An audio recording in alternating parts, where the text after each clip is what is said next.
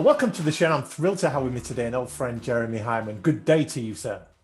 Hello, how are you doing today, Rob? Splendid, Jeremy. Lovely to have you on the show. Jeremy, there'll be some people listening that may not have come across you and JHA. So just tell us a little bit about how you got into this game and what kind of things you do for accountants. Thank you. Yes. Well, I went to work for a firm of accountants at a very young age and was their IT manager, which I loved. And I obviously was doing something right because I became a partner there. I think I was 26 at the time. So you're an accountant qualified as well? Well, I trained in law. I always say I've got 3 areas of discipline to bore people with: accountancy, law, and IT. So quite a range of non-talents. I was a partner there for about 14 years, and then I left and set up my own business, which I think I had always fancied doing, and it's a consulting business. But I stuck to what I know, and the majority of the clients that I serve with my associates are in fact accountants. Right. We work for about 20 of the top 60 in the UK. So you entered professional corporate life, but there was an entrepreneur trapped inside you all along, was there? There was, and with a little bit of encouragement from my better half, she said, "Why don't you go and do something for yourself, really?" Yeah. And one day I tried it. Yeah, went off. What do you do now? Gave it a go. We work with firms of two sizes, medium size and large. With the medium firms, we provide a sort of an external CTO function or CIO function, right. Working with their internal delivery teams or with their external providers. And with larger firms, we are sort of non-executive counsel. So firms realize that IT is a huge spend for them, yeah, and they like a bit of external governance or advice, and we provide that from an independent perspective. Yeah, and we're in uncertain times at the moment. We can't ignore the COVID thing that's going on right now. How have you seen accountants cope with COVID? I think on the whole, our clients have coped very well indeed. It was very interesting to watch a bit as an outsider to our client firms. So it came as an initial shock to many of them, and I think it required an agility which perhaps traditionally accountants are not recognized for. But at the same time, it proved that accountants are way more versatile than they're given credit for. So presented with a problem, they worked out a series of solutions, adopted them, and got on with things. It's an interesting point about accountants and agility because they thrive on hard data, solid information. They want to make accurate decisions. And we're in times of such unpredictability and uncertainty that everything the accountant would traditionally stand on is like sand, isn't it? I think that's right. But underneath the sand, there's some bedrock as well. Right. And accountants knew that their clients would need advice, and they knew that they are the trusted third party of choice, and they knew that they would therefore have a future. So there were some tactical decisions they had to make in order to make sure they could continue to deliver service. But that fundamental relationship with their clients, being there to help and being there to advise, they knew was going to continue in the long term. Now, you talked about your clients adapting well and showing some agility. Let's talk about the profession as a whole, because not all of the accounting firms out there have the benefit of your guidance. So you've obviously seen examples where firms have not coped well with this. I think that's right. I mean, I'd love them all to be my clients, but I appreciate that not everyone is enlightened, so that's fine. But the sad truth, I'm afraid, and I see this from some of the M&A work that's going on, is that the firms within the profession that didn't adapt fast enough had a whole load of problems arrive on their doorstep very rapidly and looked to, broadly speaking, to sell out and to find other firms that were better suited to deal with the exigencies of COVID-19 so they could carry on doing what they do in a different shell. And I've seen quite a few firms do that. And what has stopped firms from adapting to what's happening? Is it an ignorance? Is it an arrogance, a complacency, lack of process or culture? Those are hard phrases, arrogance and complacency. Well, when I say arrogance, I simply mean that accountants, they've got an elegant business model, there's recurring funds, everybody needs them. There must be a certain complacency in that. I think that there is a complacency in the profession, but I think that complacency has rapidly been eroded over the past year. There has certainly been a realization. There's been a bit of thinning out. There's been some people who've said this is one change beyond the number of changes I was willing to do, and I'm off. All of those things have happened. I don't think accountants are complacent. I think that they are traditional and they are steady and they can't always change. It's not that they don't want to, it's they find it just hard. It's not in their nature. That's why they became accountants. Yeah, and that's a very diplomatic and fair way of putting it. So when you look at the middle and large accounting firms right now, back in the day, technology was not a major criteria for qualifying and being good at your job. But these days, accountants, they do need to master the tech, the software. They need to know more than turning a computer on and off, don't they? They do, and it's going to sound very harsh judgment on many of the vendors in the market, but actually the problem we have with technology, with new recruits into the sector or into the industry, is that the technology that they then encounter is so backward compared to what they're used to. So they come from a very tech-savvy background. They've been through college, they've learned about data analytics, they've learned about a whole range of disciplines that are quite advanced as part of their general tuition. They use their iPad, they use their iPhone, and then they're confronted with a practice management system or a tax calculation system written in the mid-90s and never really updated. So funnily enough, the technology shock for a lot of people coming into their first job in an accountancy firm is the terrible backwardness of it, not the need to learn new skills. And so you're going so far as to say a lot of the technology out there is not fit for purpose. It certainly was fit for purpose. It's becoming less and less fit for purpose with the passage of time. Yeah, and we know that COVID is accelerating things, and the advancement of technology, yeah, sure, it's pretty fast, but some of these providers are perhaps a little bit entrenched and not moving as fast as they need to. You used earlier words like arrogance and complacency, and I'm afraid I see it far more in the vendor side of the equation than the consumer side of the equation. Sure. There are some entrenched providers who've been there for 20, 30 years, own vast amounts of market share, and are resting on their laurels, really, and not adapting to the new world. So what kind of issues does that present for the accounting profession? I think frustration. There is a tremendous amount of frustration. You know, I sit around the table with IT professionals within our clients. I talk at conferences, I speak to people, and we're at a position with the traditional vendors where the desire and capability of firms far outstrips the abilities of the software that they are using. So that builds up tremendous frustration. It's the reverse, if you like, of where clients want to be. So these big systems are really quite closed. They are on-premise, they are expensive, and they're commercially inflexible. You know, you sign up for years at a time for a system that you need to be able to flex the amount of users or the capabilities that you get out of it. If they've got a guarded market position, these providers, these vendors, Jeremy, invested interest in the status quo, if you like, how can we go about changing that? I think that the advice that we often give to people that we're working with is where you can go to the general market for a solution, you used to do so. So, for example, practice management. There's nothing special about practice management for an accountant. Right. It's no different than any other professional services organization. Document management, CRM, workflow, automation, these are all at the center of where a firm should be. Right. And there are tremendous general market solutions out there that firms should adopt. And in doing so, that exerts pressure on those industry vendors to catch up. And where is the change being driven from? Is it coming from clients saying we need this, or is it coming from the accountants saying we need this, or are some of the vendors pulling their finger out, if you like, and saying, look, we can see where this is going, so we're going to build this for you? There is some of that. There is an appreciation amongst vendors of the need to change. Right. But I tend to see it more in the smaller systems for smaller firms. The bigger firms are still under the cosh of those vendors really rather too much. It sounds unfair. It sounds like I'm having a vendor bash, which I'm not. I think that the bigger vendors at least are talking about more open architectures, more collaborative approaches to the way that their systems are built. But in actual terms of that being delivered to the market, it seems to be taking a very long time. Yeah, I was chatting to a podcast guest yesterday who was saying how different things are internationally. He works in the US, and he was saying some people still use checks. Yeah. So there are a lot of legacy technology providers out there that are not even yet in the cloud.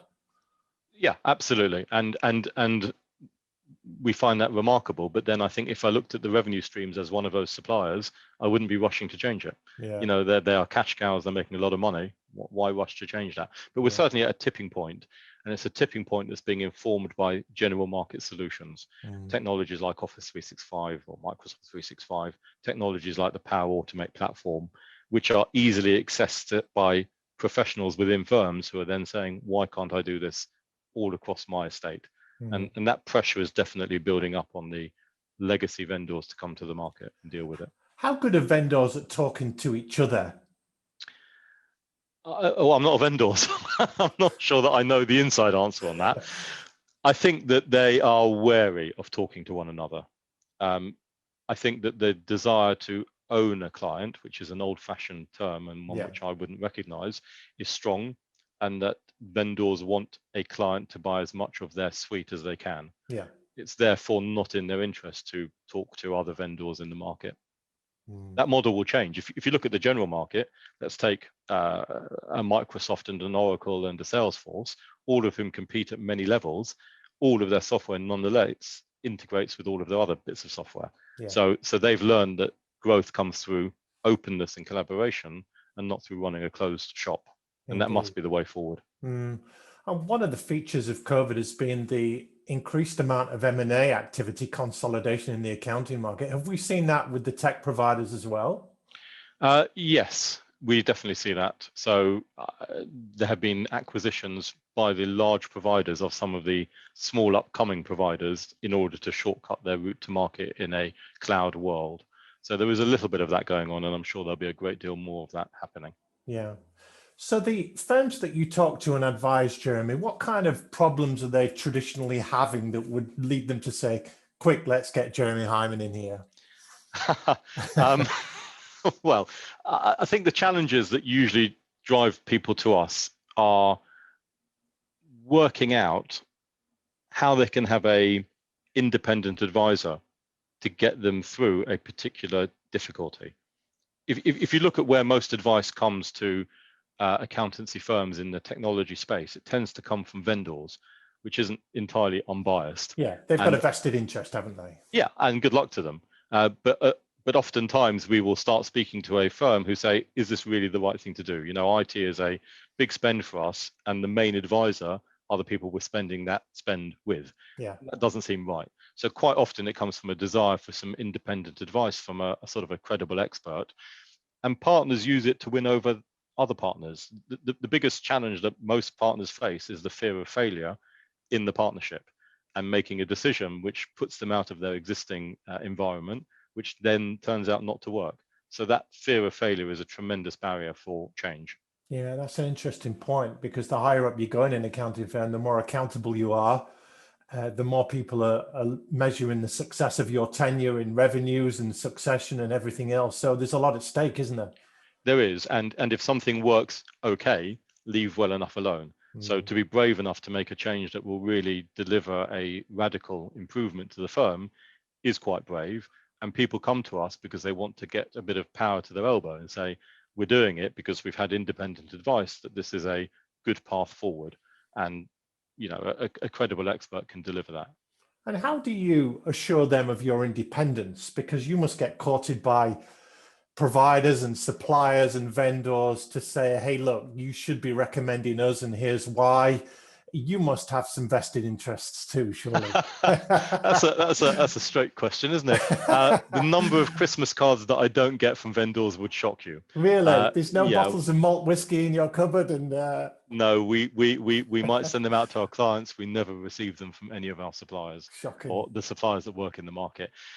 No, we are fiercely independent, and sometimes that's to our cost. So yes. I wouldn't say we are the most popular of players in the market with some of the vendors, but we just stick to our guns, and we have a very clear view of what is right and what is wrong.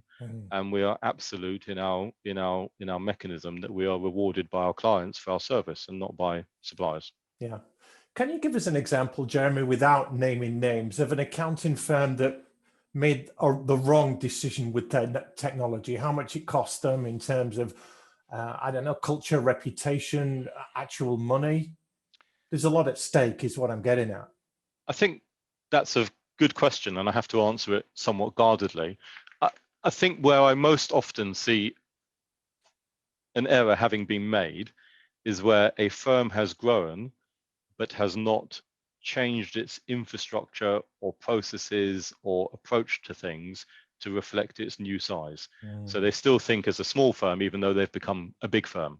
And that can be reflected in procurement, it can be reflected in integration, it can be reflected in operating processes. As to the cost of that, it's hard to put a what the Americans would love me to have called a dollar value to it. Yeah. But the cost to it normally gets shown in two areas.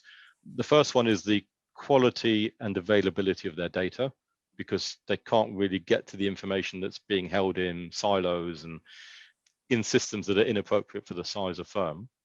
And second of all, it's evident in the lack of integration.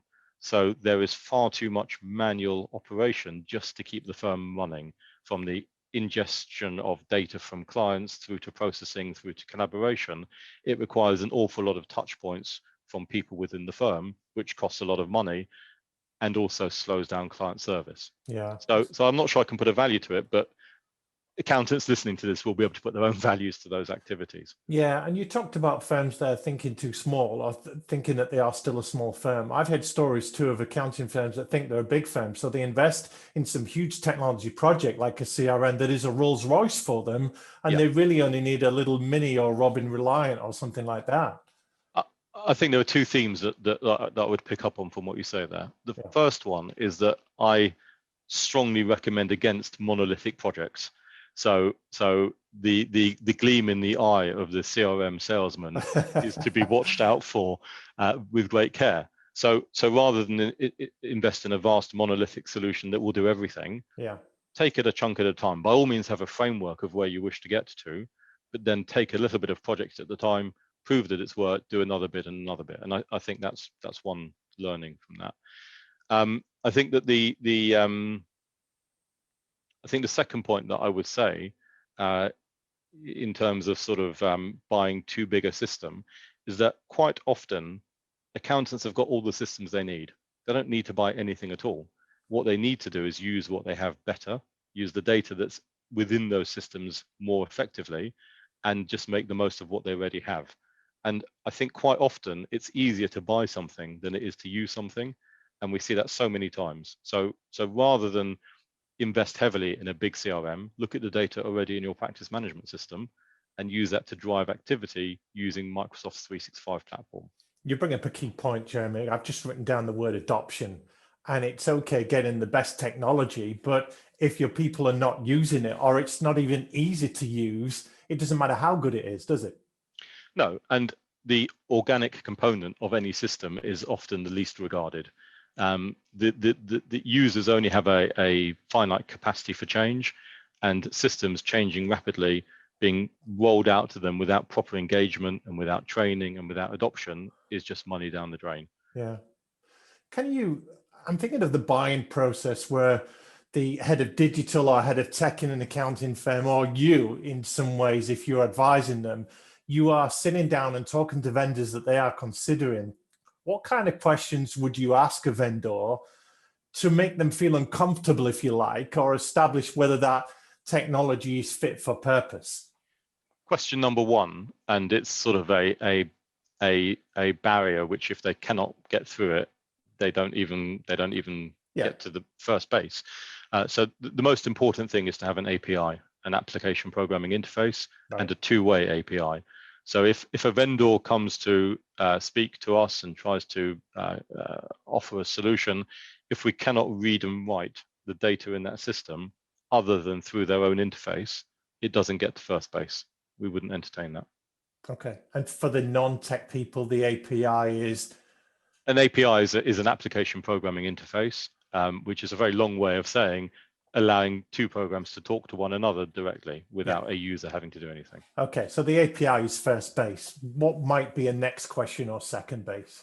Second base would be the nature of the contractual tie-in. So we have little patience for very long-term contractual lock-ins to vendors. Mm. So traditionally, you might look at service providers insisting on a 5-year term. Wow. I mean, 5 years in technology, it's comical. Yeah. It's are you using any tech that you had 5 years ago? Your Mm. monitor, maybe. I mean, Yeah. that's probably about it. So we resist strongly commitments beyond a year or two, at the very outside a 3-year one, and even within that, we negotiate heavily for technology refreshers, or contractual refreshers through the term of the contract. Yeah. So that would be my second base. Is there anything else beyond that firms might be thinking of asking? I think that the third one is to explore relevant experience from the vendor. So what have they done before that is a close match to what we're asking them to do now? You want to invest as little time as possible in getting your vendor up to speed in the general language of your firm, and allow them to focus rapidly on the specific needs of your project. Yeah, I'm not a technology expert, but one of the things I have seen vendors improving on is their willingness and ability to educate their accounting clients on using the software that they're putting in. So that's a start, isn't it? I think so. I think, again, you have to dig under the surface and make sure that the resources they're bringing into that equation are of a quality suitable. Okay. If you look at your average accountant, and they're charging out 100, 200, 300 pounds an hour, maybe 400 or 500 pounds an hour, we don't really want to waste their time with a suboptimal trainer or adoption expert. True. And occasionally, I think that vendors feel having someone labeled as a trainer or a customer success manager is enough. We want to see that they are qualitatively good for the job as well. Yeah. Now, you work internationally, Jeremy. Do you see any differences across different parts of the world in their attitude to technology, or indeed the quality of technology that's been offered to their accountants? I think that's a really interesting question. We do work internationally. We work with several networks of accountants, and we have clients in the US, in some in the Middle East, a little bit of work in Australia and New Zealand. Funnily enough, COVID-19 has flattened the world, and so many issues that we thought were isolated or geographically limited turn out to be global issues. I think that in fact, on reflection, that's a good thing. We've learned a lot more about one another and how similar we are in the challenges, and that has allowed us to collaborate more strongly on solving those problems. Yeah. So you talk to managing partners a lot, Jeremy. What do you sense is the biggest challenge? I'll give you 2 or 3 over the next year or 2. I think the challenges that they face, certainly in technology terms. And I'm not asking what should they focus their budgets on. I may ask that in a moment, but just general challenges. The biggest challenge is resistance. Resistance from their staff, resistance from their partners, resistance from sometimes from clients. And it's having the confidence to believe in a plan and to execute that plan and push it through. It's so easy to be in a partnership meeting or board meeting where you go in thinking, I've got absolutely the right idea here. 5 people agree, and the 6th one says, oh, I'm not sure. Right. And then before you know it, the idea's gone out the window. So they need to have the confidence to push that through, and the diplomacy, which is not always a quality every managing partner has, the diplomacy to bring people with them to the party and to get that project adopted. Yeah, and why is there that resistance? I think that even in a partnership, there are inevitably vested interests. Everyone's got a particular need that they are trying to satisfy, right. And the aversion to change that generates is translated into resistance. It's easier to leave something alone. It's easier to leave well enough alone. Even if the process that you're leaving alone is quite bad, people would rather put up with something that isn't that good than go through the pain and effort of changing it. And that translates into resistance. Yeah, I came up with a quote just accidentally a few months ago as I was chairing a panel. And I said there are too many accounting firms using yesterday's technology to serve today's clients to solve tomorrow's problems. And I was quite proud when I came up with it. But does that sum up where we're at in some ways? I just need to write down that quote and start using it liberally. It's an excellent quote. I think that's an excellent summation. And I don't think that's just about technology. I think that's about attitudes. And you can see it now. When you join now a Zoom call or a Teams call with somebody, the people that are attitudinally stunted find it hard to join the call. The lighting's wrong, the video's wrong, the audio is wrong. And you think, well, these aren't terribly hard to do. Yeah. So you need to adapt to the times. So you mentioned resistance and diplomacy as being challenges for managing partners. Any of the things you see them struggling with right now that's top of their list? I think that making the right selections in technology is very difficult for them. They are poorly equipped to make those decisions because their decisions are outside of their expertise. Sure. And where do they turn for that advice? And I know this is obviously what I do, but where do they turn for advice about decisions that will have a long-term impact for them? Picking the right framework, picking the right vendor, picking the right solution are decisions they're going to have to live with for several years, and they're going to consume a lot of budget. And those decisions they are sometimes poorly equipped to take. Well, let's come back to budget. What should they be focusing their budgets on for the next 2 or 3 years? I think the focus for budget, you've got to paint this in big picture terms. Right. I think integration between systems is critical to reduce the amount of re-entry of data and the diminished quality of data that results from that. The elimination of paper, the absolute elimination of paper. So we were happy with less paper, and now we need to be paperless. The appropriate use of automation in the right bits of the firm in the right ways. And I think probably most importantly, there should be a budget to help users understand and adopt systems, which is often the poor relation in IT budgets. And yet that is critical. And that goes from having an excellent service desk through to having trainers, through to supporting our users in the systems that we give them. Yeah, and you started to hint there at some of the approaches that successful firms are taking right now. Absolutely. The most successful approach I would say I see from firms at the moment is to see opportunity in change. That is the headline item. They've had change forced upon them at a rate that they haven't seen ever in their professional lives. So the most successful firms are finding opportunity through that. I think there is a rapid move toward greater collaboration and closeness with clients. So we're increasing the overlap with clients at a strategic and operational levels. And the near universal move to video calls, funnily enough, has really helped with this. Yeah. People are getting to know one another much better than they ever have before. I don't know how much of a futurist you are, Jeremy, but if you got your crystal ball out right now, what do you see as coming up in the areas of technology for accounting firms over the next year or so? Because COVID's not going away anytime soon, is it? No, COVID is not going away anytime soon. I'm going to answer that question maybe in a way that you don't expect me to. Okay. I am something of a futurist, perhaps. Okay. And I think we have become a little bit too technology addicted. We've become a bit too addicted to technology. And we are falling into the trap sometimes of seeing technology as the solution for everything.